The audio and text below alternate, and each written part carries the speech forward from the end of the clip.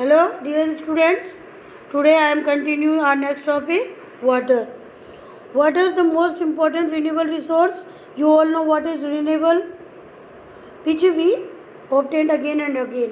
So how we obtain water again and again? Yes, you all know? Very good. Because through the process of water cycle or through rain or precipitation. 3/4 of the earth's surface is covered with water, therefore it is called water planet. हम इसे blue planet भी कहते हैं, water planet भी कहते हैं, क्योंकि 72% हमारा जो अर्थ है वो वाटर कवर्ड है because of oceans and sea. So ocean water is saline, you all know. Ocean water जो है सैलाइन है and unfit for human consumption, whereas fresh water accounts for only 2.7% of the total water available. यानी कि fresh water की जो available है वो तो बहुत ही लेस में है, only 2.7%. 2.7%. Only 1% of this fresh water is available and fit for human use and is found as ground water, rivers, lake, etc.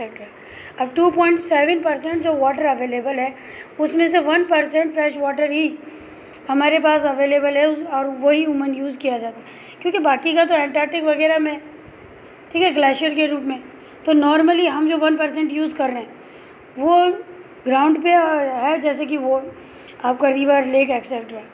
तो 1% किसको जा रहा है? ग्राउंड वाटर को. रिमेंबर 2.7 में से 1% आपका ग्राउंड वाटर को जा रहा है. ग्राउंड वाटर में हमारा आ गया river, lake, etcetera. Next, fresh water is the most precious substance on earth, क्योंकि फ्रेश वाटर ही यूजेबल होता है, ड्रिंकेबल होता है, इसीलिए फ्रेश वाटर मोस्ट इम्पॉर्टेंट है. It can neither be added nor subtract from the earth. तो water is used for, तो जैसे कि हमने लैंड के यूजेस किए थे, तो ऐसे वाटर का uses we all know. Agriculture में यूज़ होता है, industry, generating electricity through reservoirs of dams etcetera. Major causes for water shortage, day by day water scarcity हो रही है. स्कैरसिटी मीन्स कमी. तो वाटर शॉर्टेज जो हो रहा है उसके क्या रीज़न्स है? सबसे मोस्ट इम्पॉर्टेंट जो रीज़न हो रहा है वो है day by day population increase हो रही है हमारी, because of the increasing population. Resign demand for food and cash crops, और धीरे धीरे डिमांड्स भी बढ़ रही हैं ये एग्रीकल्चर क्रॉप्स की. तो जितना ज़्यादा क्रॉप्स की डिमांड बढ़ेंगी उतनी ज़्यादा उनको वाटर चाहिए ग्रो करने के लिए क्रॉप्स को. इंक्रीजिंग अर्बनाइजेशन, अर्बनाइजेशन बढ़ रहा है. शहरों के अंदर जितना अर्बन डेवलप होगा उतनी वाटर की रिक्वायरमेंट और डिमांड बढ़ेगी. And rising standard of living, अच्छा स्टैंडर्ड ऑफ लिविंग भी इम्पॉर्टेंट है. आप लोग देखते होंगे आजकल स्टैंडर्ड ऑफ लिविंग, जैसे कि बड़े बड़े जो फैसिलिटीज़ हैं जो वाटर से रिलेटेड, भाई गार्डन है, ठीक है, शावर है बाथरूम में, ये सारी चीज़ें क्या है? ये राइजिंग स्टैंडर्ड ऑफ लिविंग है. यानी कि हाँ भाई, पानी का यूज़ हो रहा है इसमें बहुत ज़्यादा.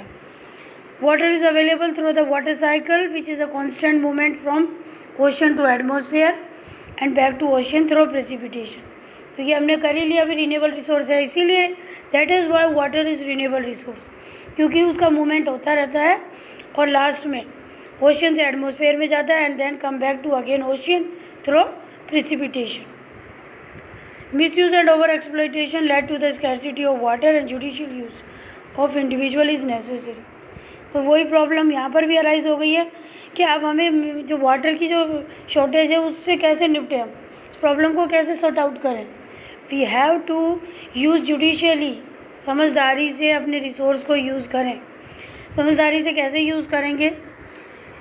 सिंपल सी बात है बेटा. आप लोग जब वाटर यूज़ करते हैं, जैसे सपोज़ करिए बाथरूम में आपने शावर किया, तो आप 1 घंटे से शावर से बाथिंग कर रहे हैं, तो आपका पानी कितना वेस्ट हो गया. अगर आप बकेट से नहाएंगे तो आपका बकेट से एटलीस्ट आप 1 बकेट और 2 बकेट से वेस्ट होगा. इसी तरीके से अगर आप डायरेक्ट अगर आप प्लांट्स को पानी देते हैं जैसे पाइप्स वगैरह से, उसमें भी बहुत ज़्यादा पानी वेस्ट होता है. इस कार वॉश कर रहे हैं डायरेक्ट पाइप से, तो इससे क्या हो रहा है? वाटर ज़्यादा वेस्ट हो रहा है. तो हम जुडिशियल यूज़ कर सकते हैं ना वाटर को, ठीक है. सिंक खुला हुआ है, हम ब्रश कर रहे हैं तो पानी वेस्ट हो रहा है. तो यहाँ पर जुडिशियस यूज़ नहीं हो रहा है पानी को। हम जितना हमारे पास जो वाटर है उसका कंजप्शन जो है वो हम कर तो रहे हैं, लेकिन ओवर कंजप्शन हो गया वो। तो problems of water available, what we do here, we have to conserve the water. Government had water conservation laws, government के भी वाटर कंजर्वेशन लॉज हैं ताकि पानी को बचाया जाए अगेंस्ट पॉल्यूशन ऑफ वाटर। जैसे कि हमारा जो रिवर्स वगैरह सबको पता है पॉल्यूटेड हो रहे हैं, तो वहाँ पर भी गवर्नमेंट स्ट्रिक्ट लॉज बना रही है।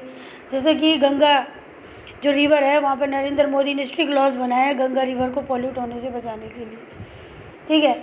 इवन वहाँ पर आपको जिसे हम कहते हैं जुर्माना भी दे सकते हैं भाई, अगर आप इस तरीके से कोई भी रिवर को पॉल्यूट।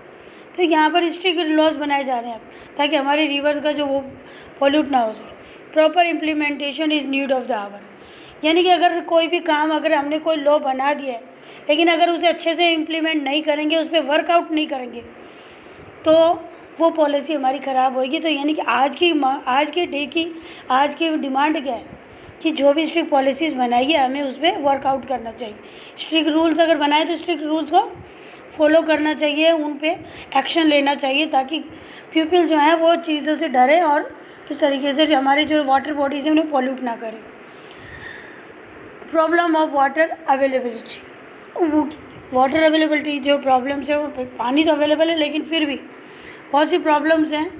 तो सबसे पहले तो हम देखते हैं इसमें क्या क्या प्रॉब्लम्स हैं वाटर की अवेलेबिलिटी। रेनफॉल के बारे में हम सब जानते हैं भाई रेनफॉल होती है, लेकिन हमें एक चीज़ का पता है कि इंडिया के अंदर कहीं पर तो बहुत ज़्यादा रेन हो रही है, जहाँ पर तो फ्लड भी आ रहा है, यू ऑल नो। बट ऐसे in some areas there is less rainfall और नो रेनफॉल, ठीक है। जहाँ पर तो बारिश जो है वो बहुत कम हो रहा है, मोस्टली 50 सेमी रेनफॉल हो रही है वहाँ पर, और कहीं पर 200 सेमी रेनफॉल हो रही है। That is the main difference. तो यहाँ पर हमें ये देखना है कि सीजनल और एनुअल प्रेसिपिटेशन, ठीक है, caused by over exploitation and contamination of water sources. दूसरा है हमें प्रॉब्लम इसलिए भी हो रही है वाटर अवेलेबिलिटी की क्योंकि पानी का ओवर एक्सप्लॉयटेशन हो रहा है। ओवर एक्सप्लॉयटेशन जैसे कि आप ग्राउंड वाटर को बहुत ज़्यादा यूज़ करे जा रहे हो, तो ये भी ओवर एक्सप्लॉयटेशन है, ठीक है। इसी तरीके से पानी गंदा हो रहा है, कॉन्टेमिनेट हो रहा है। तो water countries like climatic zones located in climatic zones more susceptible to drought and face great problems of water scarcity। तो ऐसी कंट्रीज़ जो कि जहाँ पर रेनफॉल वगैरह कम हो रही है, ठीक है, उन जोन्स में जैसे हमने देखा है ना टॉरिड जोन्स वगैरह, तो उन जगह पर ड्रॉट्स वगैरह बहुत आते हैं। Global warming, high pace of industrialization leads to raise the concern against clear water availability. तो डे बाय डे जो ग्लोबल वार्मिंग, टेम्परेचर राइज हो रहा है और पानी जो है इंडस्ट्रियलाइजेशन की वजह से जो पॉल्यूट हो रहा है, तो क्लीन वाटर अवेलेबिलिटी जो हमें चाहिए उसके लिए हमें सोचना चाहिए, उसके लिए हमें थिंक करना चाहिए। तो कंजर्वेशन ऑफ वाटर रिसोर्स, तो हाउ वी कंजर्व वाटर, पानी को हम कैसे कंजर्व करें, हमारा वाटर इंपॉर्टेंट रिसोर्स है। तो इसके लिए हमें सबसे पहले जो अपने लेवल पर हर चीज़ को हम बेटा गवर्नमेंट पे नहीं छोड़ सकते, starting from our own level. तो फर्स्ट मेजर प्रॉब्लम तो हमें पता चल गई, पानी की प्रॉब्लम, पानी की शॉर्टेज हो रही है। ऐसे एरियाज़ हैं जहाँ पानी बिल्कुल ख़त्म हो चुका है, यानी कि वहाँ पर ग्राउंड वाटर नहीं है, लोग पीने के पानी के लिए भी जो है काफ़ी डिस्टेंस को कवर करते हैं। तो सबसे पहला वर्ल्ड में आजकल क्या हो गया, shortage of clean and pure water, सबको पता है। Step should to conserve water. तो water is a renewable resource but its over use and pollution make it unfit for use. Sewage, agriculture, chemical, industrial waste pollute the water with nitrate, metals, pesticides. तो किस तरीके से हमारा पानी ख़राब हो रहा है, इसके भी रीजंस हैं हमारे पास। जो हमारे जो पानी जो घरों का ड्रेन होता है, सीवेज, ठीक है, जहाँ पर पानी जो ड्रेन होकर मिक्स हो जाता है।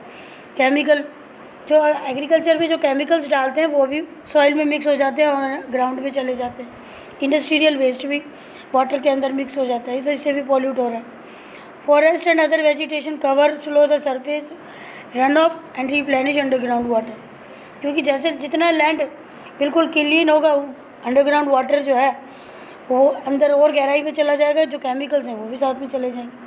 तो सबसे अच्छा जो मेथड है वो है water harvesting method, can be use to save surface run off. अब यानी कि हमारे सरफेस के ऊपर जो भी पानी जा रहा है, फ्लो हो रहा है, अगर उसको हम हार्वेस्ट कर ले, उसको सेव कर ले, तो हम वाटर हार्वेस्टिंग प्लांट, जैसे रेन वाटर हार्वेस्टिंग, यानी जो छत रेन वाटर जो है उसको हार्वेस्ट कर ले, उसको कंजर्व कर ले। क्या होता है कि बेटा रेनी सीज़न के अंदर हमारा जो रूफ टॉप है, छत पे जो पानी इकट्ठा होता है, जिसमें जो पाइप को हम फिट कर सकते हैं ग्राउंड के अंदर, और वो सारा पानी हमारे ग्राउंड में चला जाएगा। इससे हमारा ग्राउंड जो है वो रिचार्ज हो जाएगा। That is rain water harvesting. Canals use for irrigation should be properly checked for water loses through seepage and evaporation. दूसरा, हम कैनाल्स जो ये इरीगेशन में यूज़ करते हैं उनको चेक करना चाहिए, ठीक है। रेन वाटर हार्वेस्टिंग जो मोस्ट इम्पॉर्टेंट है, मैंने अभी आपको बताया, is the process of collecting rain water from roof tops and directing it to appropriate location where it is stored for future. उसको जहाँ पर आपको यूज़ करना है वहाँ तक पाइप फिट कर दें और उसे यूज़ किया करें। जो हमारे डेजर्ट में, जैसे कि राजस्थान में, तो ज़्यादातर लोग जो हैं जोधपुर में, बीकानेर में, वो रेन वाटर को ही यूज़ करते हैं। ग्राउंड के अंदर टैंक्स बना देते हैं और वहाँ पर रेन वाटर स्टोर कर लेते हैं। रिसाइकलिंग प्लांट होने चाहिए इंडस्ट्रीज़ में, जहाँ पर जो ख़राब वाटर है उसको ट्रीट किया जाए और उसको ट्रीट करने के बाद उसे दोबारा यूज़ कर ले एक बार और, तो इससे भी पानी बचेगा। तो रिसाइकलिंग प्लांट होना चाहिए वाटर कंजर्व करने के लिए और उस वाटर की वेस्टेज को रोकने के लिए। और बेटर इरीगेशन फैसिलिटी डेवलप करनी चाहिए। बेटर इरीगेशन आपको पता ही है, जैसे कि drip irrigation system, sprinkle irrigation system, जिससे पानी खर्च कम होता है और प्लांट्स को जितना रिक्वायर होता है उतना अवेलेबल भी हो जाता है। अंडरस्टैंड? Thank you students.